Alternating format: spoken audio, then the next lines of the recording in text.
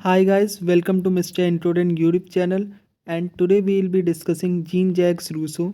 ये part 1 video है। इसमें हम लोग लाइफ एंड टाइम और उनका जो भी ह्यूमन नेचर से रिलेटेड उन्होंने जो भी बोला है उसको वी विल बी डिस्कसिंग, और थोड़े उनके जो चीफ पॉलिटिकल थॉट है उसको भी we will be covering in this video. इसके पार्ट 2 एंड पार्ट 3 वीडियोज़ भी हमारे चैनल पर अपलोड होंगे, जिसमें हम लोग बेसिकली प्राइवेट प्रॉपर्टी का कंसेप्ट जो रूसो ने दिया है, उनका किस तरीके की सोवरेनिटी का क्या कंसेप्ट है उनका, एंड मोस्ट इंपॉर्टेंट जो उनका कंसेप्ट है that is the concept of social contract. Last videos में भी हम लोग ने डिस्कस कर रखा है दैट की तीन जो सोशल कॉन्ट्रैक्चुअलिस्ट जो मेन है that are Hobbes, Locke and Rousseau. इन तीनों को ही हम लोग एक तरीके से कंपेरेटिवली भी पढ़ते हैं और अगर हम लोग इनका अलग अलग भी पढ़े तो उसमें मेन क्या जो इनकी थ्योरी है वो सोशल कॉन्ट्रैक्ट की है। So today we will be discussing Jean Jacques Rousseau, life and time.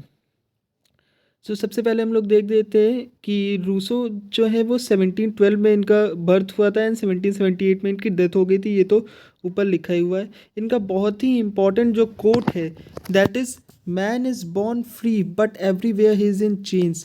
ये वाला जो इनका कोट है ये बहुत ही ज़्यादा इम्पॉर्टेंट कोट है। इसको आप लोग अपने आंसर्स को अट्रैक्टिव बनाने के लिए इसको या तो स्टार्ट में भी मोस्ट अगर बेटर रहेगा कि आप लोग इसे स्टार्ट में ही यूज़ करें इस कोड को।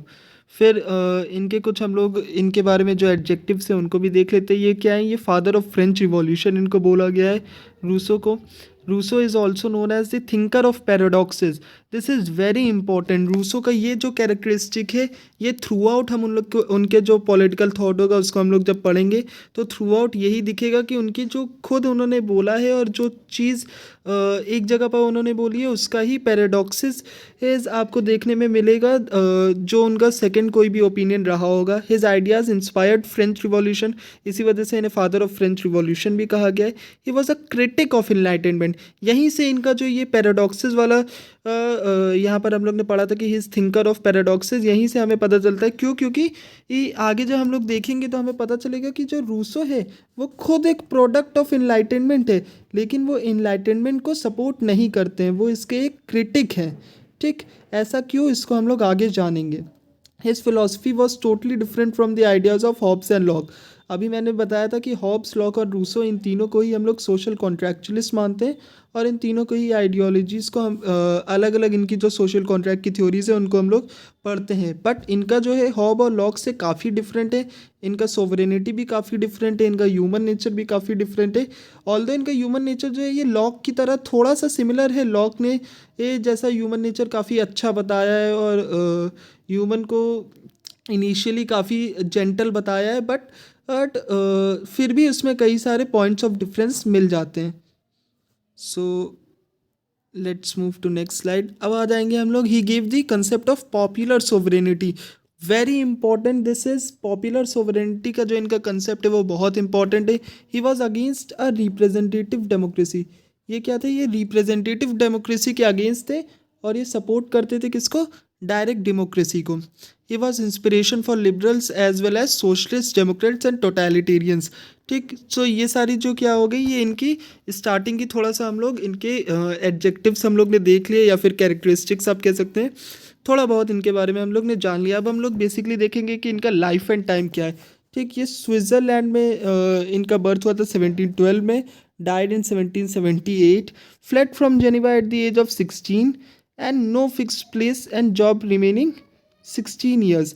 अच्छा, तो ये सारी जो है ये इनका एक तरीके से लाइफ में इनके क्या क्या हैपनिंग्स हुई हैं उसका एक ब्रीफ में हम लोग ने यहाँ पर देख लिया कि ये स्विट्ज़रलैंड में इनका बर्थ हुआ था और 16 की एज में ये जेनीवा भाग गए थे। और फिर वहाँ पर जेनीवा में क्या था, इनके पास 16 ईयर्स के लिए यानी 16 से लेके 32 तक की एज तक का इनका क्या था कि इनके पास कोई भी फिक्स जॉब या कोई फिक्स प्लेस नहीं थी रहने की। ठीक, फिर ये क्या हुआ, ये 1744 में कहाँ पर, फ्रांस मूव कर गए।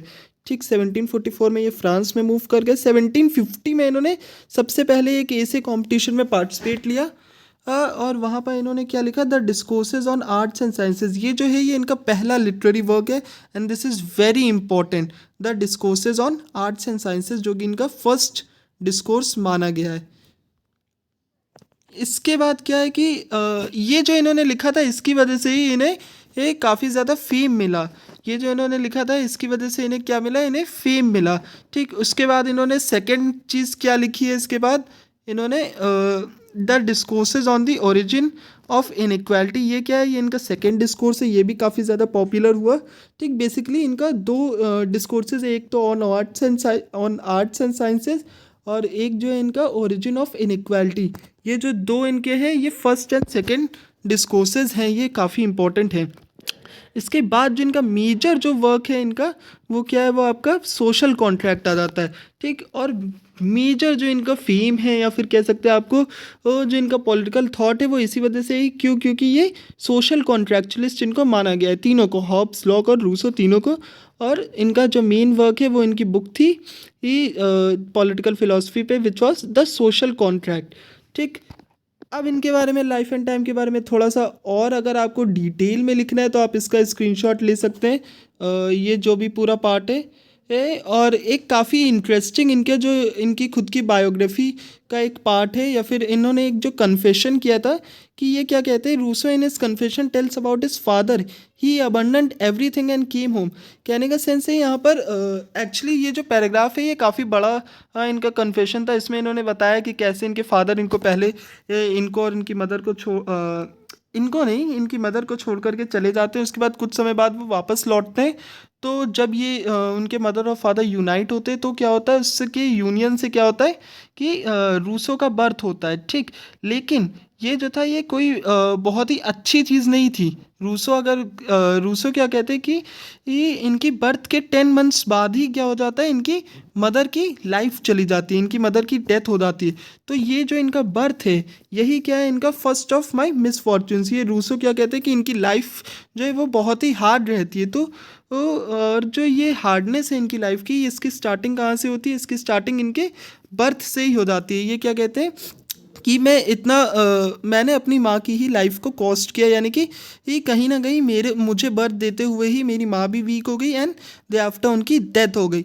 तो इनका जो बर्थ है यही क्या है, इनका एक स्टार्टिंग का मिसफॉर्च्यून इनकी लाइफ का है, और थ्रू आउट इनकी जो लाइफ है वो काफ़ी ज़्यादा मिसफॉर्च्यून से इन्हें डील करना पड़ा।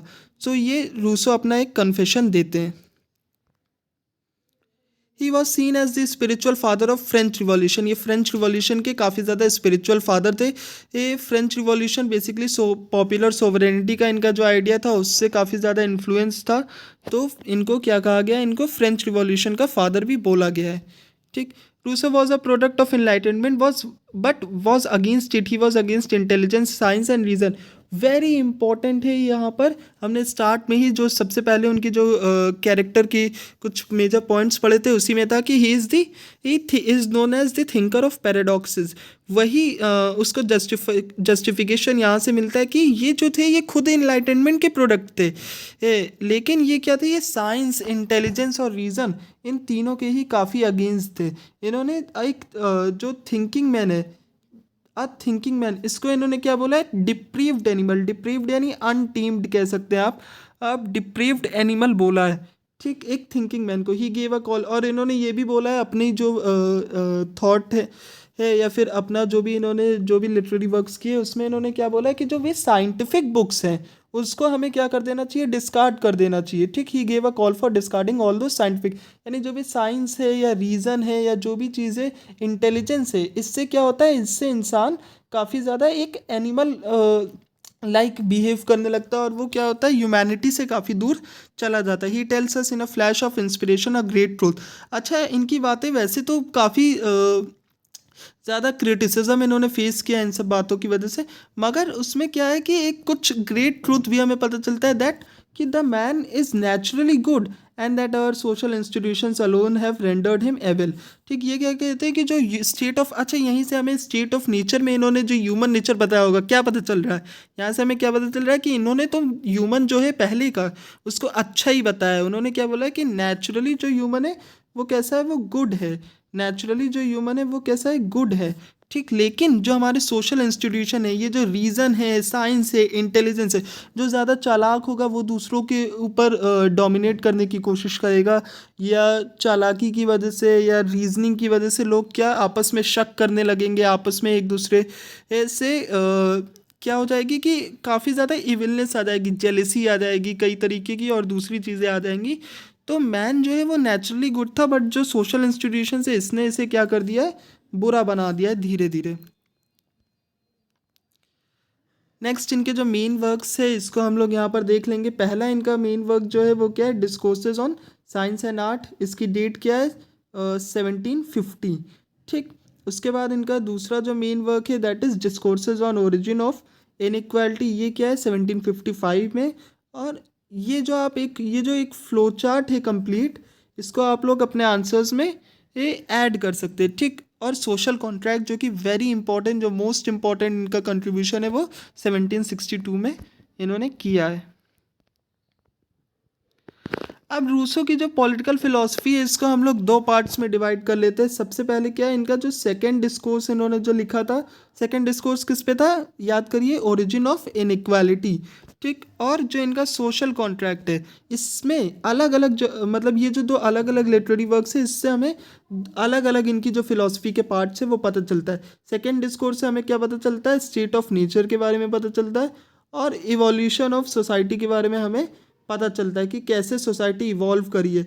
यानी कैसे सोसाइटी इवॉल्व करी है, इसका जो कंसेप्ट है ये एक्चुअल में जो हमारा कह सकते हैं प्राइवेट प्रॉपर्टी का जो ओरिजिन है, जो कि हम लोग आगे की जो वीडियोज़ है पार्ट 2 ऑफ दिस वीडियो, उसमें हम लोग डिस्कस करेंगे कि किस तरीके से ये प्राइवेट प्रॉपर्टी के आने के बाद में ही क्या होता है, सोसाइटी का इवोल्यूशन होता है। और जो पर्सन सबसे पहले कहता है कि ये मेरी प्राइवेट प्रॉपर्टी है, या फिर किसी भी एक पीस ऑफ लैंड को लेकर कहता है कि ये प्रॉपर्टी मेरी है, वही क्या होता है, वही ये आपका फाउंडर ऑफ सोसाइटी होता है, फाउंडर ऑफ सोसाइटी होता है। तो ये सारी थ्योरी हम लोग इसी के पार्ट 2 वीडियो में कवर अप करेंगे। सोशल कॉन्ट्रैक्ट जो कि बहुत मोस्ट इंपॉर्टेंट टॉपिक है इनका, उसमें सबसे ज़्यादा जो क्वेश्चन आता है आपके जो भी सेमेस्टर एग्जाम्स में आता है, या फिर जो मेन इनका कंसेप्ट है वो सबसे इम्पॉर्टेंट है जनरल विल। जनरल विल का इनका कंसेप्ट काफ़ी ज़्यादा इंपॉर्टेंट है। इसके बाद पॉपुलर सोवरेनिटी भी इनका काफ़ी इंपॉर्टेंट है। पॉपुलर सोवरेनिटी से ही क्या है, इनका फ्रेंच रिवॉल्यूशन जो है वो काफ़ी ज़्यादा इन्फ्लुएंस्ड है। तो ये सारे जो रूसो के पॉलिटिकल फिलॉसफी का हम लोग दो पार्ट्स में डिवाइड कर दे रहे हैं। एक सेकेंड डिस्कोर्स जिसमें हम लोग स्टेट ऑफ नेचर और इवोल्यूशन ऑफ सोसाइटी जिसके ट्रेसेस मिलते हैं, और सोशल कॉन्ट्रैक्ट में जनरल विल और पॉपुलर सोवरेनिटी के ट्रेसेस मिलते हैं। अच्छा, एक और चीज़ हम लोग डिस्कस करेंगे कि किस तरीके से ये स्टेट ऑफ नेचर से कैसे करके गवर्नमेंट फॉर्म होती है, उसके बारे में एक छोटा सा हम लोग, ऑल्दो हम लोग इसको कंप्लीट जो है इसे हम लोग सोशल कॉन्ट्रैक्ट वाली वीडियो में ही, जो कि शायद पार्ट 3 या पार्ट 4 होगी इसकी, उसी में कवर करेंगे। बट किस तरीके से ये उसका एक हम लोग यहाँ पर देख लेते हैं कि कैसे शॉर्ट में इसको समझते हैं कि कैसे स्टेट ऑफ नेचर से गवर्नमेंट फॉर्म होती है।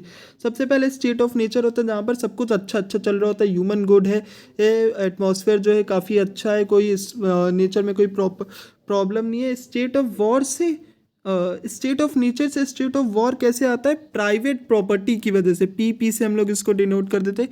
प्राइवेट प्रॉपर्टी के इंक्लूजन से क्या होती है, स्टेट ऑफ वॉर होती है। लोग आपस में लड़ते हैं प्रॉपर्टी के लिए, लोग आपस में लड़ते हैं रिसोर्सेज के लिए, तो वहाँ से स्टेट ऑफ वॉर होती है। अब जब आपस में लड़ते हैं तो वही डेथ का थ्रेट आ जाता है उनके ऊपर, या किसी भी और दूसरी चीज़ों का उनको डर लगने लगता है। तो उसकी वजह से वो लोग पीस बनाने के लिए क्या करते हैं, सोशल कॉन्ट्रैक्ट करते हैं। ठीक, आपस में एक सोशल कॉन्ट्रैक्ट करते हैं, और सोशल कॉन्ट्रैक्ट करके यही लोग गवर्नमेंट को बनाते हैं।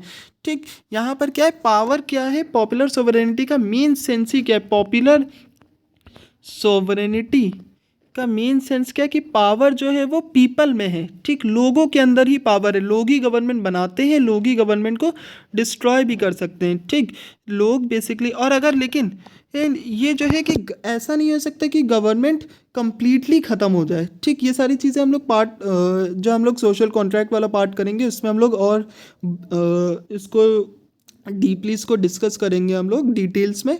बट यहाँ पर हम लोग समझ लेते हैं कि गवर्नमेंट कभी भी इनकी डिस्ट्रॉय नहीं, एक बार सोशल कॉन्ट्रैक्ट हो गया तो कभी भी गवर्नमेंट डिस्ट्रॉय नहीं होगी।